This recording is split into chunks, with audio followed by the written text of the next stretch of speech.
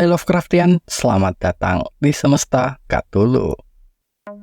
Pada episode-episode sebelumnya, aku sering menyebutkan nama Cthulhu dan hanya membahas Cthulhu secara singkat karena adanya keterikatan Cthulhu dengan entitas-entitas kosmik lainnya dalam Semesta Cthulhu yang pernah kubahas sebelumnya. Namun, pada episode yang spesial kali ini, aku akan menceritakan sejarah mitos Cthulhu sedetil yang aku bisa. So, bersiaplah, karena kali ini kita akan masuk ke dalam dunia mimpi buruk yang paling menggilakan.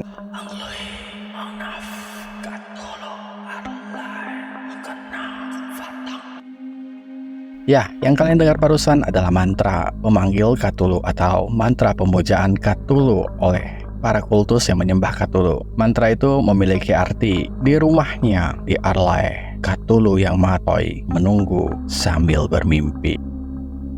Om Lovecraft membuat cerita ini berdasarkan pada mimpi yang beliau alami sendiri pada tahun 1919, yang kemudian mimpi ini beliau ceritakan dalam surat-suratnya kepada temannya Reinhard Kleiner. Dalam mimpi itu, ia melihat sebuah patung tanah liat yang aneh yang menampilkan sosok makhluk yang mirip dengan gurita bersayap naga dan memiliki wujud mirip manusia. Dalam mimpi yang beliau alami itu akhirnya dituangkan dalam sebuah cerita berjudul The Call of Cthulhu. Call of Cthulhu adalah sebuah cerita yang terbagi menjadi 3 bagian yang masing-masing menceritakan tentang penemuan-penemuan yang berkaitan dengan Cthulhu dan tentunya mengandung kutukan yang bisa membuat kita mengalami mimpi buruk paling buruk. Langsung saja, di awal cerita, ada seorang pria bernama Francis Wayland Thurston yang sedang berduka karena pamannya yang meninggal secara misterius. Thurston mencoba menyelidiki apa yang sebenarnya terjadi, dan dalam penyelidikannya, dia menemukan dokumen-dokumen rahasia yang aneh. Dokumen ini terdiri dari 3 bagian cerita yang mengungkapkan tentang rahasia-rahasia yang mengerikan tentang Cthulhu dan kultus-kultus yang menyembahnya. Bagian pertama dari cerita ini berjudul The Horror in Clay. Ia menceritakan tentang Henry Anthony Wilcox, seorang seniman muda yang membuat sebuah patung tanah liat yang aneh yang menampilkan sosok makhluk yang mirip dengan gurita bersayap naga dan berbentuk seperti manusia. Patung itu memiliki warna hijau kehitaman dan tekstur yang kasar dan berlendir. Patung itu juga memiliki mata yang besar dan kosong. Mulut makhluk itu penuh dengan gigi-gigi yang tajam dengan tentakel-tentakel yang menjulur dari dagunya. Wilcox mengatakan bahwa ia membuat patung itu berdasarkan mimpi-mimpi yang ia alami, yang dipenuhi dengan suara-suara dan kata-kata yang tak bisa ia mengerti.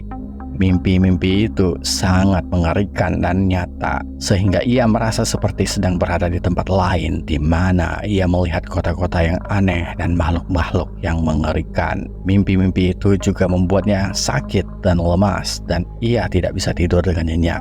Patung itu kemudian diperlihatkan kepada Profesor George Kemal Engel yang merupakan paman dari Thurston dan seorang ahli bahasa kuno. Profesor Engel tertarik dengan patung itu karena ia melihat adanya tulisan-tulisan yang mirip dengan bahasa yang digunakan oleh kultus Cthulhu yang pernah ia dengar dari seorang inspektur polisi di New Orleans. Tulisan-tulisan itu terdiri dari huruf-huruf dan simbol-simbol yang tidak biasa dan membentuk kalimat-kalimat yang sulit diucapkan dan sulit dimengerti. Profesor Engel kemudian mencoba mencari tahu lebih banyak tentang Cthulhu dan mimpi-mimpi yang dialami oleh Wilcox. Tetapi sayangnya, ia meninggoy karena kecelakaan sebelum ia bisa menyelesaikan penyelidikannya. Ia ditemukan tak bernyawa di kamarnya dengan luka-luka di tubuhnya dan wajahnya yang pucat dan ketakutan. Kematian Profesor Engel adalah indikasi bahwa ada sesuatu yang berbahaya dan misterius di balik semua ini. Kemudian pada dokumen kedua terdapat file yang diberi judul The Tale of Inspector Legras yang menceritakan tentang pengalaman seorang inspektur bernama John Raymond Legras yang pernah bertemu dengan kultus Cthulhu di Louisiana. Inspektur Raymond dan beberapa polisi lainnya menyerbu sebuah ritual yang dilakukan oleh kultus itu di sebuah hutan dan menangkap beberapa anggotanya. Mereka juga menemukan sebuah patung batu yang mirip dengan patung tanah liat yang dibuat oleh Wilcox yang memiliki tulisan-tulisan yang sama. Patung itu berwarna abu-abu gelap dan memiliki ukuran yang besar dan sangat berat. Inspektur Raymond kemudian membawa patung itu ke sebuah konferensi antropologi di St. Louis, di mana ia bertemu dengan Profesor Engel dan beberapa ahli lainnya. Mereka mencoba menerjemahkan tulisan-tulisan di patung itu dan menemukan bahwa itu adalah semacam doa atau mantra untuk memanggil Cthulhu yang disebut sebagai yang tertidur dan yang bermimpi. Doa atau mantra itu berbunyi seperti ini.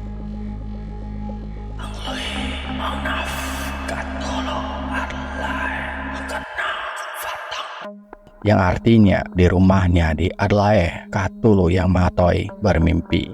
Mereka juga mengetahui bahwa kultus Cthulhu tersebar di seluruh dunia dan memiliki anggota-anggota dari berbagai ras dan budaya yang semuanya mengalami mimpi-mimpi yang sama tentang Cthulhu dan kota bawah lautnya yang disebut Adelaide. Mimpi-mimpi itu sangat mengerikan dan nyata, sehingga mereka merasa seperti sedang berada di tempat lain, di mana mereka melihat kota-kota yang aneh dan malu-malu mengerikan.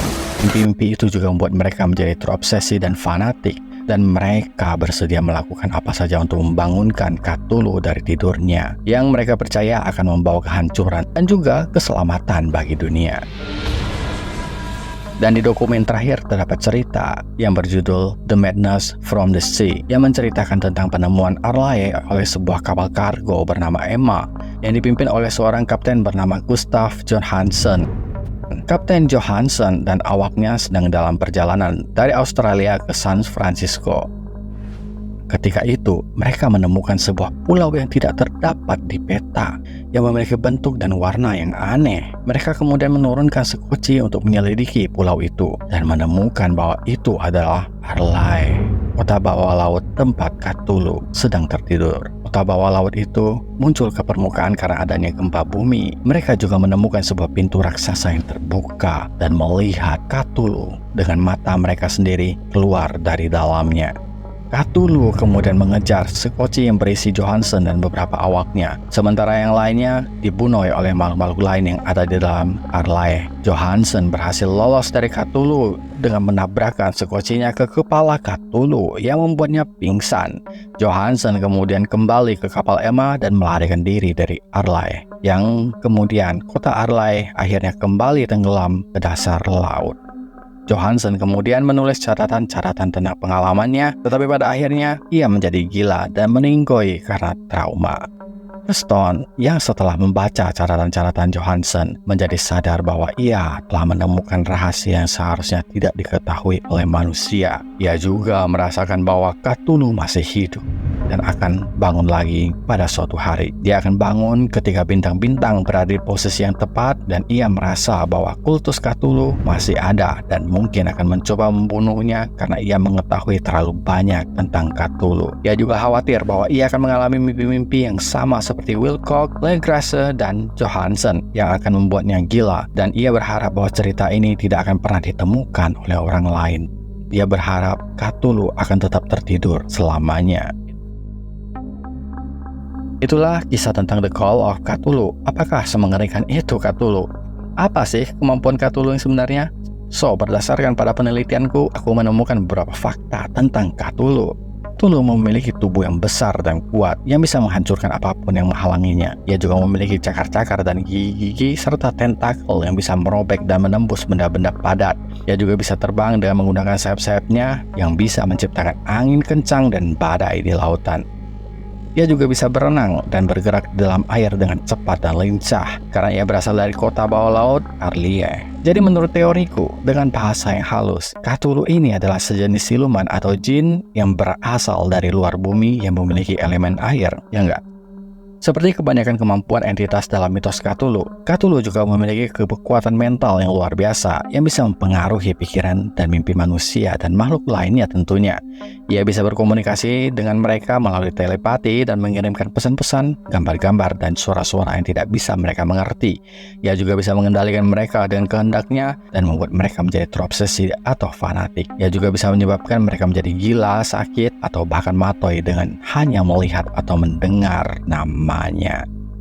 Cthulhu memiliki ilmu hitam tingkat paling tinggi yang bisa memanipulasi realitas dan hukum alam. Ia bisa menciptakan, mengubah, atau menghancurkan apapun yang ia inginkan dengan kekuatan pikirannya. Ia juga bisa memanggil atau berkomunikasi secara langsung dengan makhluk-makhluk lain yang ada di semesta Cthulhu, seperti The Great Old Ones, The Outer God, The Deep Ones, dan lain-lain. Ia juga bisa memasuki atau keluar dari dimensi lain. Ia juga bisa mengubah bentuk dan ukurannya sesuai dengan keinginannya dan tidak terbatas oleh ruang dan waktu. Cthulhu memiliki kekuatan regenerasi yang hebat. Mungkin Muzan mendapatkan kemampuan regennya setelah bermimpi ria dengan Cthulhu. Kemudian serangan-serangan seperti api, listrik, asam, ledakan, dan lain-lain juga pastinya akan ditelan mentah-mentah oleh Cthulhu. Ia juga bisa kembali hidup setelah matoi, karena ia sebenarnya tidak bisa matoi secara permanen. Ia hanya bisa tertidur atau pingsan dan akan bangun kembali ketika bintang-bintang berada di posisi yang tepat. Dan dalam skenario terburuknya, ia menjadikan Katila sebagai wadah untuk melahirkannya kembali jika dia benar-benar dibuat matoi. Dalam hal ini, Hasturlah yang paling mungkin membunuh Cthulhu. Nah, itulah sedikit ceritaku tentang Cthulhu. Mohon maaf jika ada pengucapan yang salah atau mungkin ada info yang miss atau terlewatkan. Coba teman-teman komen, dan buat teman-teman yang udah nemenin dari awal video sampai detik ini, aku Edi ingin ngucapin terima kasih banget. Dan inilah dia ceritaku, mana ceritamu. Sampai jumpa di video misteri seru selanjutnya. Bye-bye.